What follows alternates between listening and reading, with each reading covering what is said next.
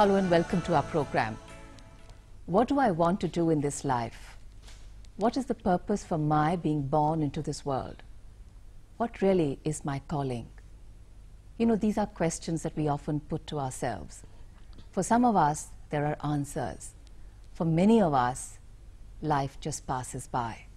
Well, we're very happy to have in the studio with us one such person who seems to have got her answer. She is a highly acclaimed, much-traveled, cross-cultural capacity builder and a gender advisor. Please welcome Shqipe Malushi. Shqipe, welcome to our program. Thank you so much. I'm honored to be in your program today and to be able to have this conversation together. It's absolutely a delight, and to see you resplendent in a sari on our program. It's lovely. I feel beautiful. You look beautiful too. Shqipe, wanting to start with a cross-cultural capacity builder, what really do you do? When I was a child, a very tiny child at 7, I dreamt of being able to understand the language of all the people in the world. That was my dream. Now that I'm a grown-up child, I have managed to shift my identity across borders and understand people in different countries and provide support to people in need in order so they can transform their lives and achieve their dreams. So it means I'm a traveler. I travel from country to country, and I give the best of my abilities to reflect the best of their abilities, so develop human potential in every human being that I encounter. You have managed to transform amazing people, amazing lives, and a huge number of them. For you, what do you feel are critical transformational tools? I have learned for myself that number one is to be self-centered, to be connected to yourself, and to be really clear in what people want. So clarity is very important. Communication tools are essential. Often we don't listen. We don't listen to ourselves. We don't listen to others. We don't hear what's being said around. So listening tools are really essential. And that enables clarity. If we really hear the true messages, we then are able to see clearly what is our purpose, where we're going, what we want. Vision. Without vision, winds throw us left and right, and our time passes, and we don't, many of us, that I say us, don't realize the dreams, their desires, because they don't have that vision. They don't set up goals. They don't set up benchmarks to know how to measure their success.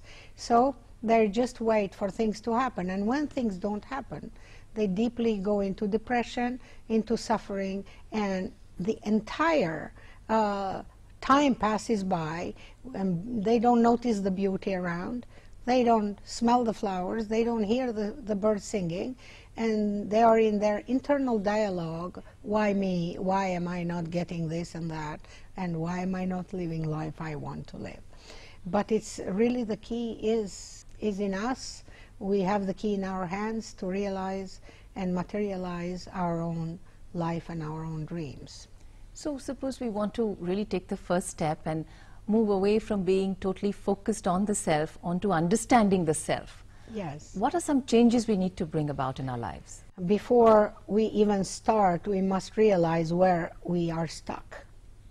Because we are stuck in negativity often, and we are battling left and right. We are always battling between our thoughts and negative that all start with I don't, I can't, I shouldn't, I wouldn't, because of this.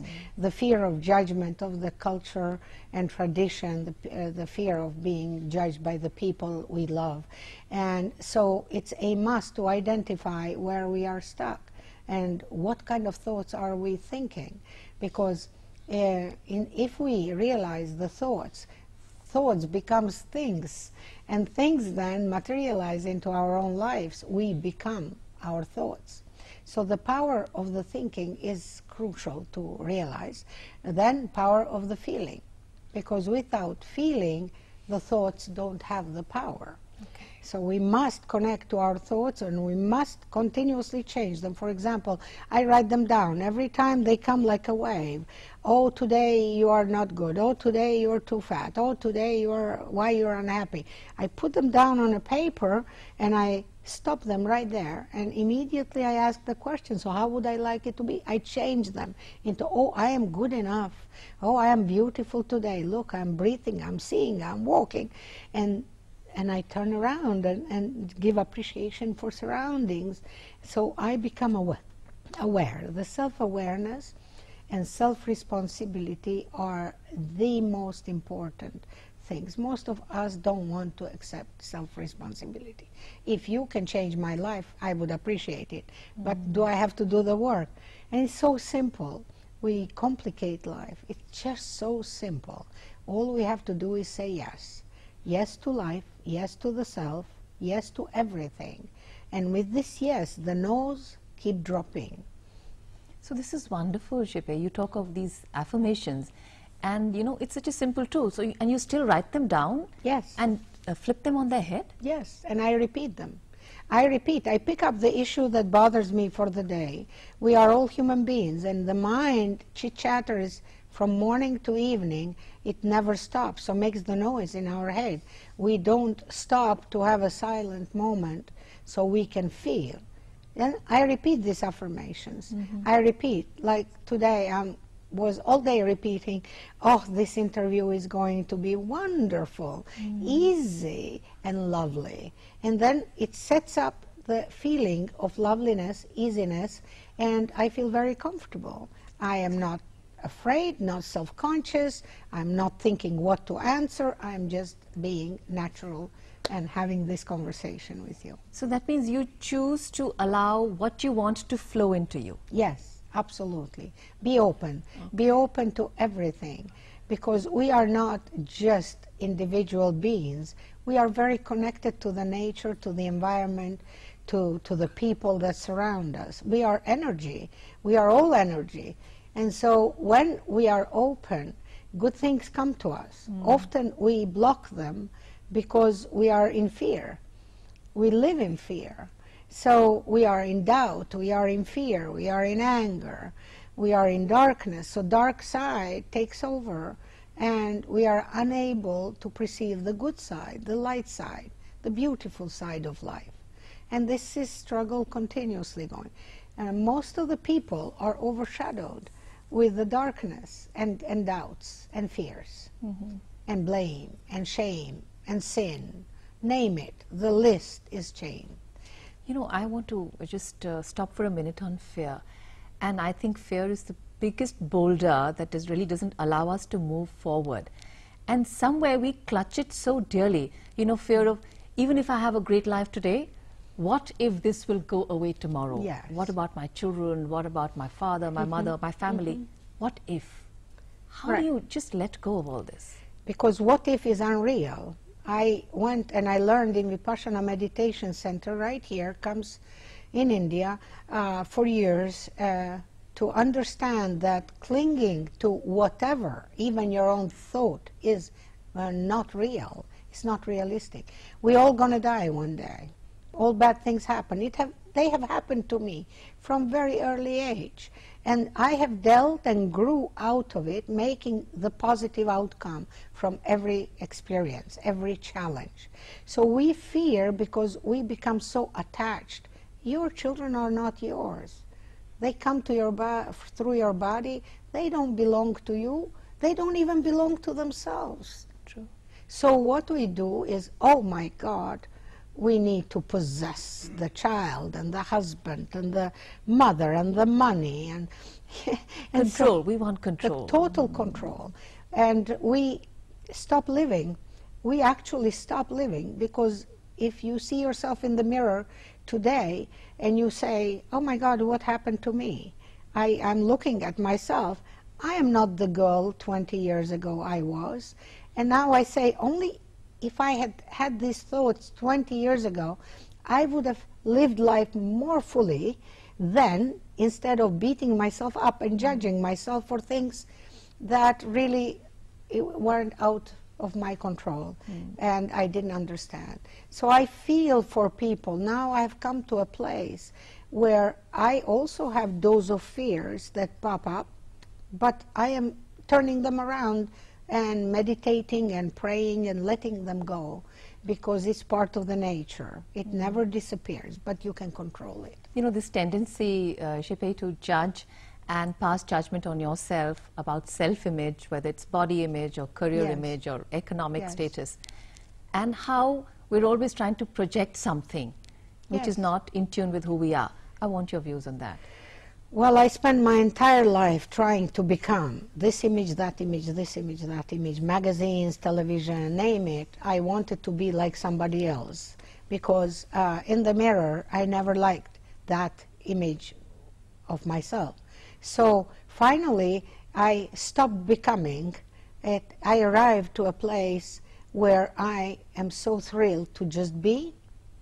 And India has given me this gift, because last year when I came to India, I was not very well.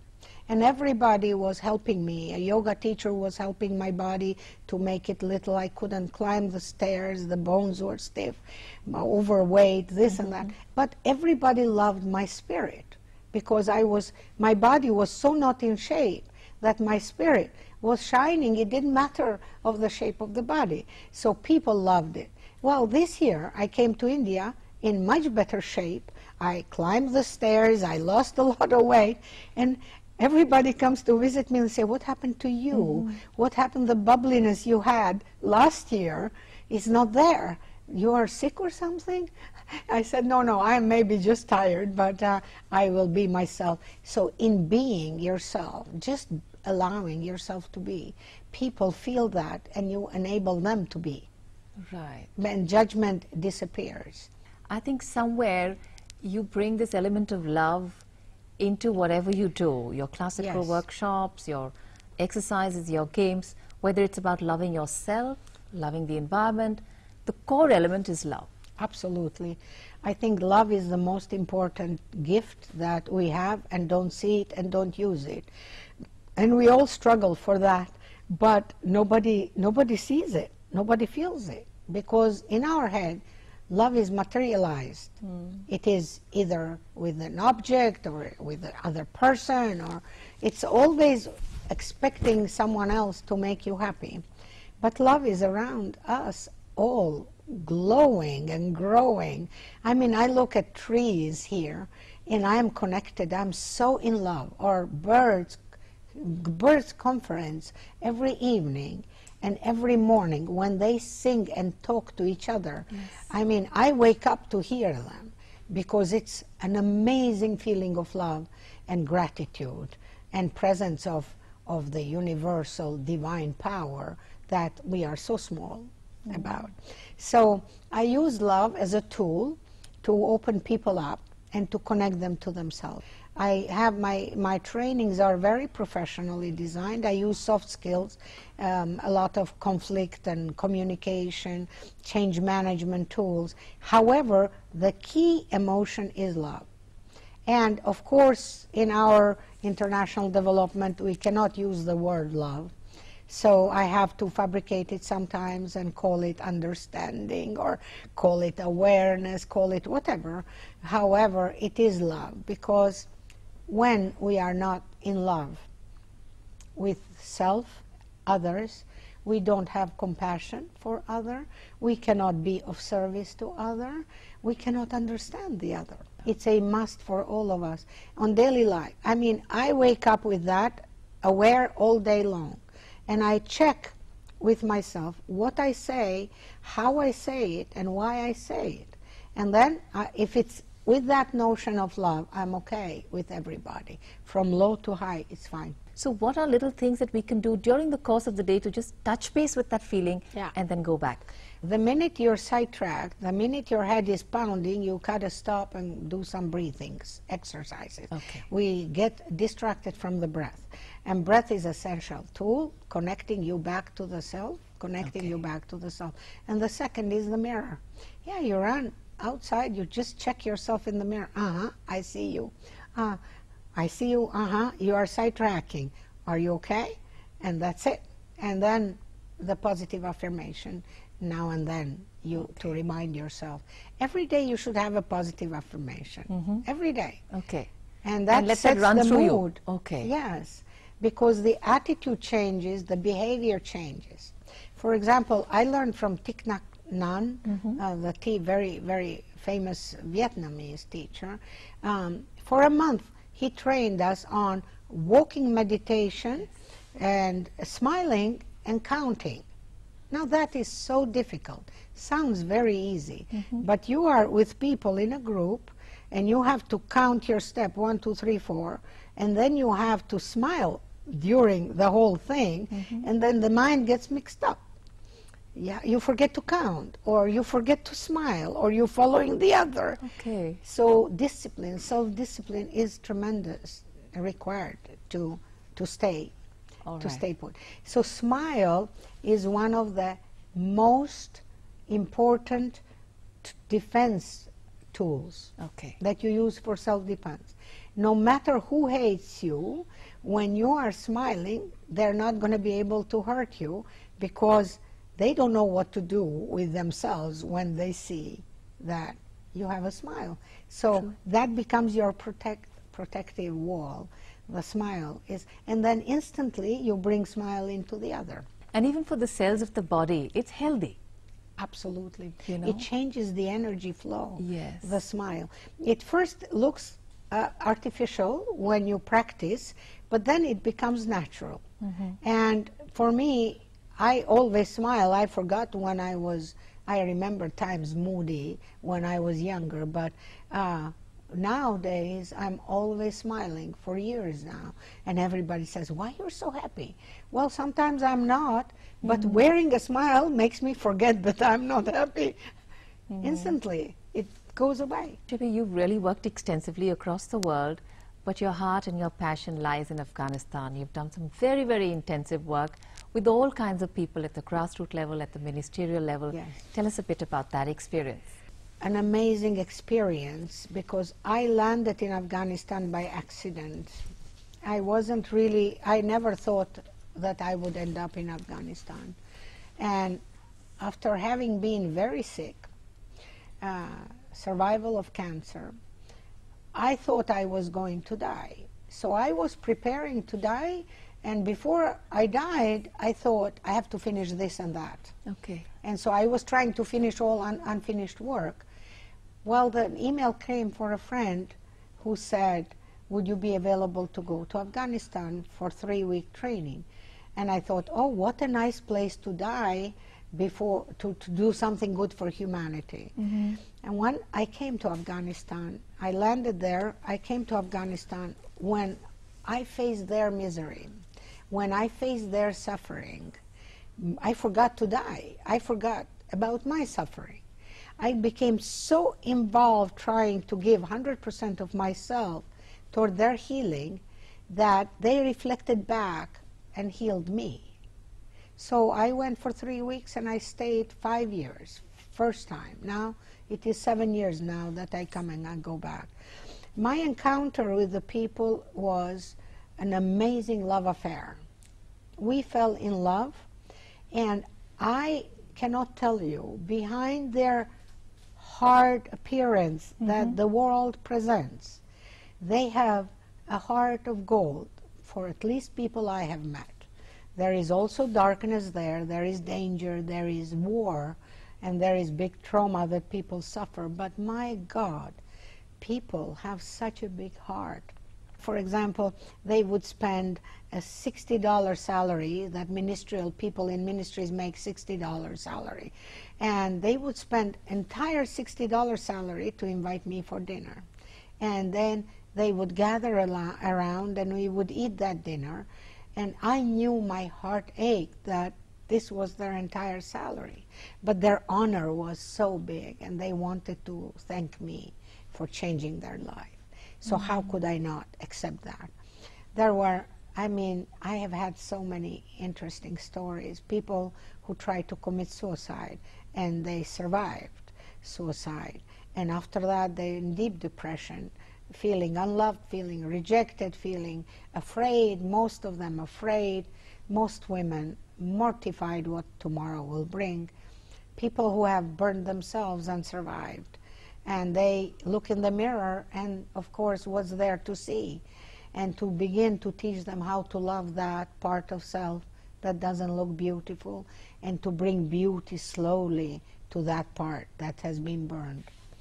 It's amazing. And that made me forget to die. Then I gave them all of myself, helped them build skills in communication. A lot of people got scholarships because they became self-confident. So self-confidence is a very important aspect of empowerment. Okay. So that once they were self-confident, they are so smart, they get scholarships, they dare to change jobs, they open businesses. I mean, it was magnificent to see their growth. You also work extensively on gender issues. Yes. And we also know that for any society to have such long drawn-out strife and war, the collateral damage, societal collateral damage is tremendous. Yes. So what are some issues that, you know, really trouble people there? First, the word gender is not understood. Man misunderstand it. Man think gender is women. Okay. Okay, so it's work about women, and then they fear if women get empowered, they lose power. So they fight this concept of gender. So we have very hard time teaching gender there. I have managed to start teaching gender from Quranic aspect, okay, because, for example, just this last time when a man stands up and says Quran allows you to beat your wife, what can you say, all right? But then they don't read the line below that and line below that it doesn't say beat your wife, but it says if you arrive to beat your wife, then you cannot harm any part of her body. So how can you beat and not harm? Or if you harm any, you cannot harm any human being or any being, living being created by Allah. They ignore the two other parts. They just say Quran allows, which is not really true. And so we need to go back all the way through religious aspect and define that woman is to be respected, to have her space and power within the family, everywhere, in every aspect of life. Afghanistan is pretty damaged on this issue. Power and control is a struggle. So a lot of women in power, they have no control of anything. Okay. And they look like they are in power, but they don't really control. They're not part of decision-making process, but they fit the seat. So this is really important to teach them how to control, how to make decisions, how to lead without fear. When you look at issues of gender and capacity building across, you know, you've been to Chile, you've been to Bosnia, you've been to various places. Are the issues different, or is there a common thread running through them? It's a common thread, except in different countries there is sometimes more flexibility. Okay. Let's say women in Bosnia, Kosovo, Albania are more free to express themselves, more free to move. Not in Bosnia and Kosovo before the war was again the same, the trauma, the fear. But after the war, they have managed to move forward and to gain a little bit more expression and be able to rule. However, doesn't mean that they have power again on the same level. So when it comes to political power, when it comes to society, women always seem to lack. If you look at the conferences when they are important for change in the country, there are 3 women and there are 500 men. Yes. So nobody asks women about anything. They're just there to looking good, but no power to change. So women struggle across board to be part. We're not even saying to be equal part, but to be a respected part, because women are very smart and women are very vital to change. Without women, the world would be really what it is right now, war in every country. We really need women to come up, no, right? I think Into so. forefront of most areas. Well, men with guns, I don't see women with guns, Yes, very valid. you know, everywhere. I mean, why, what's wrong with this greed and this greed for power? Power over what? We are destroying the planet, we're destroying our own families, we are killing women and children. And come on, how strong can you be killing women and children? Look at the countries around. Middle East burning everywhere, burning. Who is killing? Man with the guns. I have nothing against men. I love my brothers. But they got to wake up soon, because they're going to go with the planet. They're going to be self-destructive. Nicely put. Shqipe, we're going to go in for a short break. When we come back, we're going to talk about your journey as a seeker. You write passionately about children's issues. You write books on children, you write books on cooking. I mean, there are so many sides of you that we've got to get to know. Right now, we'll take a short break. Stay with us.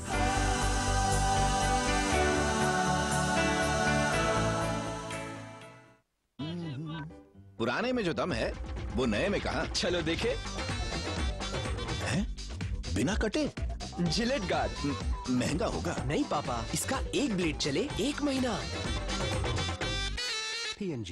Gillette guard का नया किफायती pack जो आपको देता है 9% बचत। नया Pantene nature fusion. जब बालों में हो बाउंस, तो चाल सीधी कैसे रहे? नया पैंटीन नेचर फ्यूजन अब काशिया एक्सट्रैक्ट्स के साथ, जो बालों को बनाए घने, भरे और बाउंसी। नया Pantene nature fusion. P&G।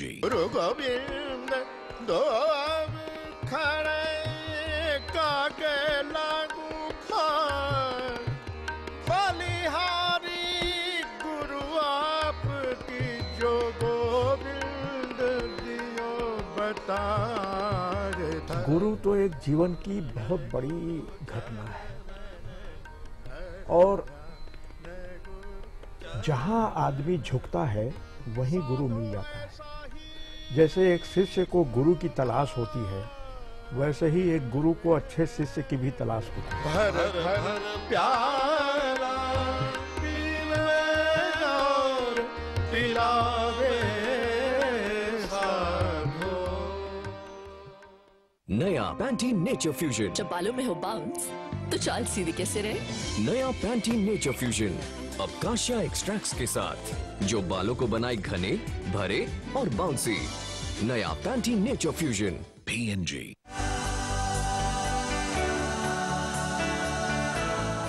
Welcome back. We are having a wonderful conversation with very well-known international cross-cultural capacity builder Shqipe Malushi. Shqipe, talking now, before we move on to you, which is fairly conflict-free, I want to talk about conflict in the world. How do you see conflict? I see conflict when people, to begin with, from the basic level, people misunderstanding each other and judging each other. And that ultimately puts people, I'm better than you, and therefore I have to eliminate you. If conflict was used positively, we would all grow out of conflict very fast. However, the conflict is causing wars, causing hunger, causing destruction. I mean, all we have to do is look around and we can see what's happening. There should be no reason for people to suffer. It is our responsibility, each one of us, to help another soul to transform from their suffering. But we hide, we closed our eyes and we run. So, you know, conflict is inevitable. Yes. How can it be made into a positive statement and handled positively? If we all accept the responsibility, this self-responsibility. For example,